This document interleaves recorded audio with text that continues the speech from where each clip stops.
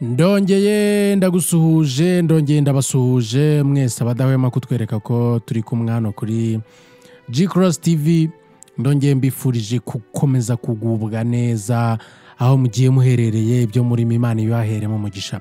Ni kwa kundi n'ubundi ahangaha tuza tuganira n'ibintu bitandukanye, ako nk'umuntu ubutarakanda subscribe ahangaha we rwose abakwiye kubikora, kuko hano hagenda hanyura ibintu bigiye bitandukanye, ibyo uzi n'ibyo utazi.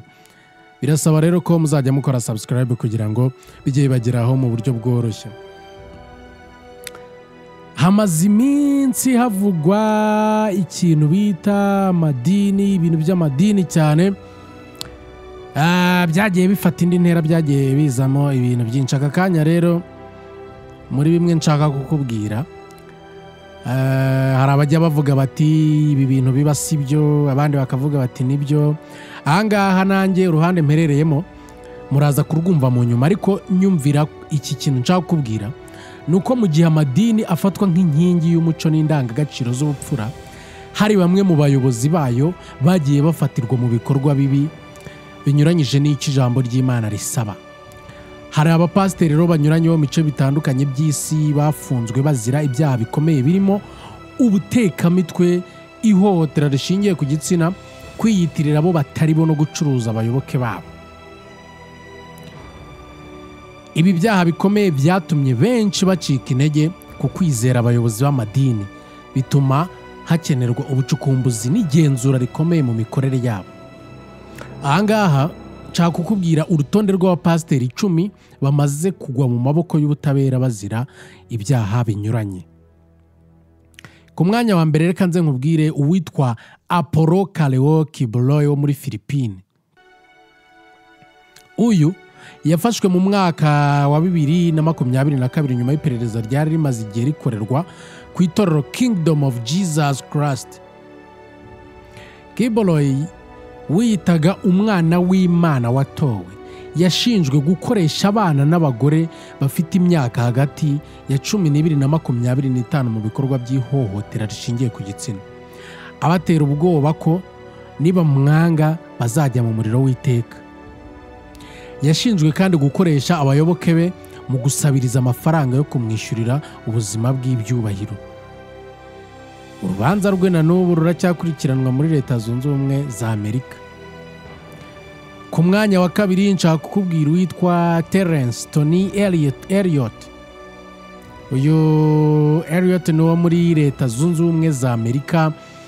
Uyu mupasiteri wo muri California yatawe muri yombi muri Kamena 2023 azira uburiganya yakoreye inshuti ze, aho yabashutse gushyira imitungo yabo mu maboko ye abizeza inyungu, ariko akayikoresha ku giti cye. Yashinjwe kwambura arenga miliyoni 238 z'idolari. Ya ni amafaranga menshi, ubu akaba afungiye muri leta ya California. Ku mwanya wa gatatu reka nze nkubwire Robert Morris, nawe wo muri Leta Zunze Ubumwe za Amerika. Yahoze ari umuyobozi w'itorero Gateway Church muri Texas, ndetse akaba umujyanama wa Donald Trump mu by'umwuka. Yeguye muri Gicurasi mu mwaka wa 2024 nyuma y'uko ashinjwe gusambanya umwana mu myaka y'1980. Nubwo atarahamwa n'icyaha mu rukiko, dosiye ye iri mu rukiko rwa Texas. Ahangaha hakazamo n'umunyarwanda kandi witwa Bishop Jean Bosco Harerimana na Jean Nsengiyumva. Batawe muri yombi mu mpera za 2024 bazira ibyaha birimo kwihesha ikintu cy'undi n'icyo gukangisha, gusebanya hifashishijwe amashusho y'urukozasoni. RGB yahise ifunga itorero Zelafat Holy Church ryabo. Ubu bakurikiranwa n'ubutabera. Ni inkuru dukesha inyarwanda.com. Ku mwanya wa gatanu haraza uwitwa Kunzayingoni Nyamasoka wo muri Zimbabwe. Uyu yatawe muri yombi muri Werurwe 2022 azira kwiyitirira umukozi wa Komisiyo y'Igihugu ishinzwe kurwanya ruswa ZAC ndetse yo muri icyo gihugu nyine, ndetse no kwigira umunyamuryango wa ZANU PF kugira ngo yambure ubutaka bw'itorero. Urubanza rwe rwarangiye muri Gicurasi 2023 akatirwa gufungwa imyaka 3. ku mwanya wa gatandatu nanone haraza Bishop Eric Luona wo muri Zimbabwe. Uyu yatawe muri yombi mu Gushyingo 2021 azira gukoresha nabi inguzanyo y'amadolari 700,000 yari igenewe kubaka ishuri ry'itorero Anglikani. Yayikoresheje mu nyungu ze bwite yishyurira ibya mirenge n'ingendo zo hanze. Uyu nawe yakatiwe gufungwa imyaka 4 muri Mutarama wa 2023. Ku mwanya wa karindwi reka nkubwire Pastor Siraj Semanda wo muri Uganda. Uyu yatawe muri yombi mu mwaka muri Mata mu mwaka 2021 aho yashinjwe kwambura abantu barenga 5,000 amafaranga bizeza ibitangaza n'ubufasha bw'amahanga. Yashinjwe ibyaha 17 by'ubutekamitwe muri Kanama 2022 nawe yakatiwe gufungwa imyaka 5. Ku mwanya wa 8 reka nkubwire Shepherd na Mary Bushiri bo muri Afrika y'Epfo undi wo muri Malawi. Aba bashakanye bayobora itorero Alinid Christian Gathering bataye muri yombi mu Kwakira 2022 bazira uburiganya n'ibikorwa byo kunyereza amafaranga byombi bifite agaciro ka miliyoni 100 z'amalandi. Bahungiye muri Malawi nyuma yo kurekurwa by'agateganyo. Gutabwa muri yombi bwabo bwasabwe na Afrika y'Epfo ariko Malawi yanze kubohereza. Ibyaha byabo bikomeje gukurikiranwa n'urwego mpuzamahanga Interpol. Ku mwanya wa 9 nanone haraza umunyarwanda witwa Apotre Joseph Harerimana bakunda kwita Yongwe.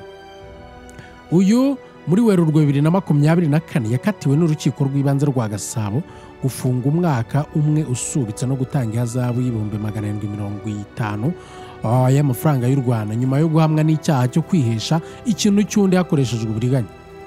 No muvuga butumwa akaba umuyobozi w'itorero Horeb ushingiye cyane ku buhanuzi.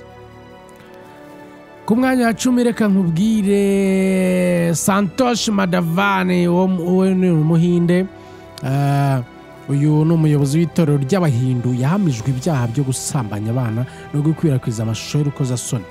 Yatawe muri yombi 2008 akatirwa igifungo cy'imyaka 16 muri Werurwe 2009 afungiye mu gihugu cy'Ubuhinde. Mu bandi bakozi b'Imana bataye muri yombi harimo pasiteri w'itorero Bethesda Holy Church Bishop Rugamba Robert watawe muri yombi n'urwego rw'igihugu rw'ubugenzacyaha RIB akurikiranwaho gutanga sheki itazigamiye. Musenyeri Mugisha Mugiraneza Samuel wari uherutse kwegura ku buyobozi bwa Diocese ya Shyira.